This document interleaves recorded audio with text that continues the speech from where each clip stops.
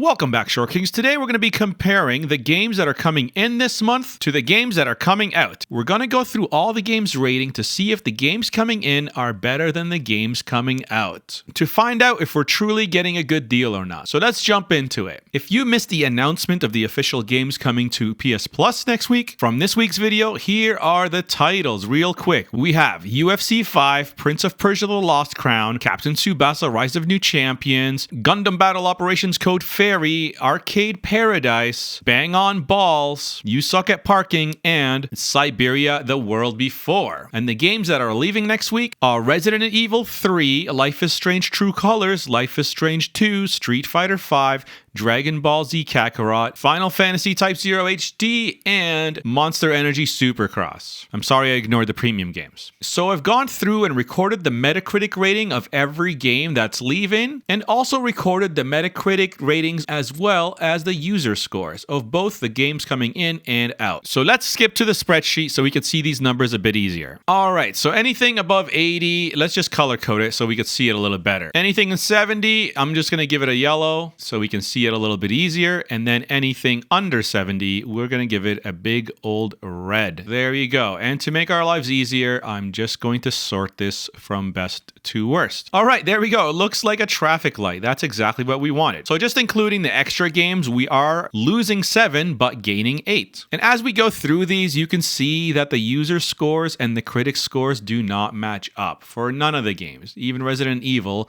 we thought was a good game, almost 80, but users hated it. Life is Strange, great game, but users hated it. There's only a few games where the users didn't just blast the rating. So out of the games that are leaving this month, we have a lot of 6s. I think the only game is Dragon Ball Z Kakarot. That's the only game that the user score was a good score. These are the games leaving. The games coming in didn't fare well at all. The users' reviews are really rough. Prince of Persia got a decent rating for both the critic score and the user score. But generally speaking, the user scores are really tough. But we did get Bang on Balls, and Bang on Balls has a decent critic score and a user score. I mean, this could be because it only has 5 critic reviews, and in order to get a review, you only need 4. So the next person that reviews this game, I feel like, is going to really tank this 86. Let's check back on this game in a month or two. And the last game is Siberia: The World Before, which also has an 81 and a great score, an 8.5 for a user score. Okay, so back to the spreadsheet. Anything above 8, we're going to color code it. And I'm going to go further. Anything above 5, let's make it even darker. Ooh,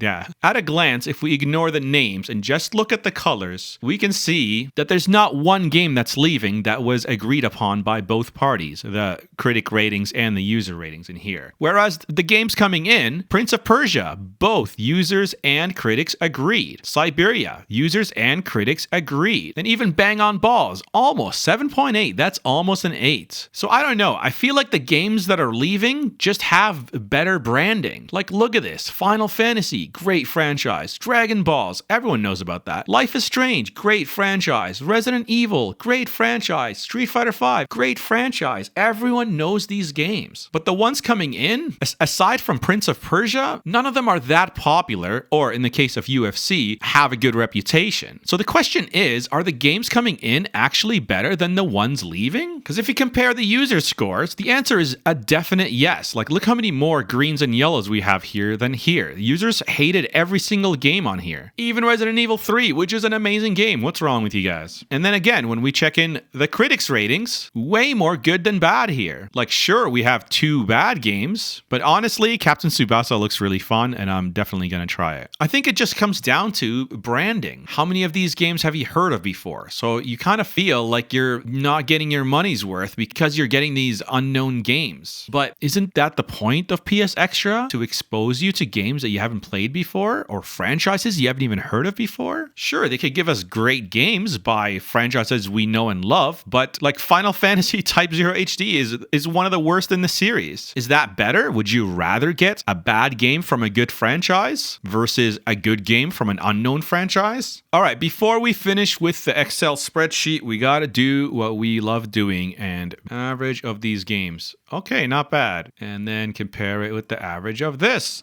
Look at that. Let's make this super clear for those in the back if you can't read this. So when we're comparing before and after the games leaving with the games coming in, look at the average score. Oh my God. Look at the average critic score. Look at the average user score. It's almost the same thing. In fact, it is a tiny bit better. So the games that are leaving have an average score of 76.14, and the games that are coming in have an average score of 76.6. The average user score of the games leaving is 6.5, but the average user score of the games coming in is 6.575. So are we getting anything better, or are we getting it worse? I mean, the numbers don't lie. I think this is a fair trade. The only thing that we're really mad about is just the franchise's marketing power. Like, how good is the branding? Like Dragon Ball, you know that from the 90s. Final Fantasy, you know that from the 90s. Street Fighter, you know that from the 90s. They've had like 30 years to establish their brands, but sometimes they make bad games. Over here, we have Gundam, which has been around for a long time, but not everyone knows about it. UFC, which has been around since the 90s, which everyone knows about. And then Prince of Persia, which has been around for over 20 years. I mean, you could argue Siberia has been around for a long time, but not as many people played that one. And also, Captain Tsubasa is technically a cartoon from the 80s. So I think Captain Tsubasa has been around longer than any of these franchises. P.S. You can totally watch the full episodes of Captain Tsubasa. So if you really wanted to get into this series and get hyped, I highly recommend the original 80s cartoon. This is one of the first animes I ever saw, and I can't believe I found it. If it wasn't for the last review video, I wouldn't even know the name of this. But yes, confirmed, this is the same cartoon that I watched as a kid. Wow. So just before you leave, here's the last chance to see the last chance to play predictions. So we had Dave the Diver and Animal Well potentially deliver us Mars, but this is the big one right here. Kenna, Bridge of Spirits, I think this is gonna leave. Doom Eternal, that one might leave, and then also the Wolfenstein games might leave. Slay the Spire, maybe even Sackboy if you didn't claim it as a monthly game. So back to the spreadsheet. What do you guys think? Do you think this is fair or this is not fair? I mean, the numbers don't lie. Personally, at first, I was like you. I was disappointed with these titles because I'm like, what the heck are these games? But now I'm kind of excited. I'm excited to play Prince of Persia.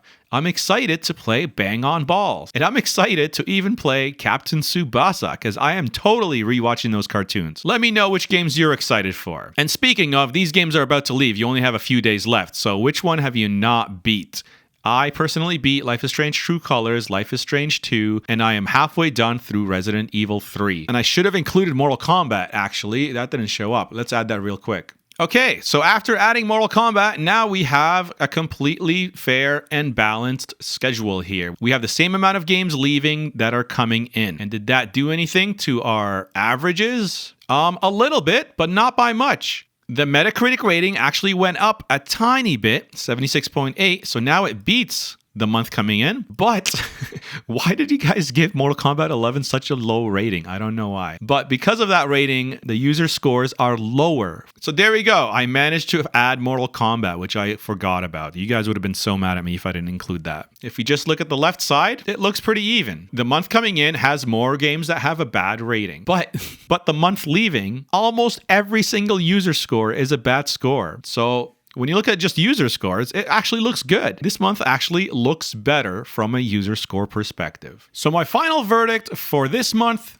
is fair trade. So I do have a huge video in the works, and it's not going to be ready by this weekend. I'm sorry, but it's going to be totally worth it because I am putting a lot of work into it. I'm even reading books and things for you guys. All right, for those who made it to the end of the video, we do have a subreddit that we just started. And look at that. We're almost at 50 numbers, and I just created this 10 days ago. So join us there for our book club Game of the Month Club. I think we're going to call it Extra, short and sweet. The game of last month, I'm going to announce it here and say that it was Life is Strange True Colors or Life is Strange 2. Those games are leaving in a few days. I want to start the discussion there, but I want to give people a few more days to finish it and not spoil anything. All right, so we created this 10 days ago. So if you want to join, come say hi in there in the first post called Welcome Short King. So let's give a shout out to the first 10 members. We have number one to comment was Teeny Tatty. Teeny Tatty. Good job, Teeny Tatty. Number 2 was Finjik Twist. Congratulations, number 2.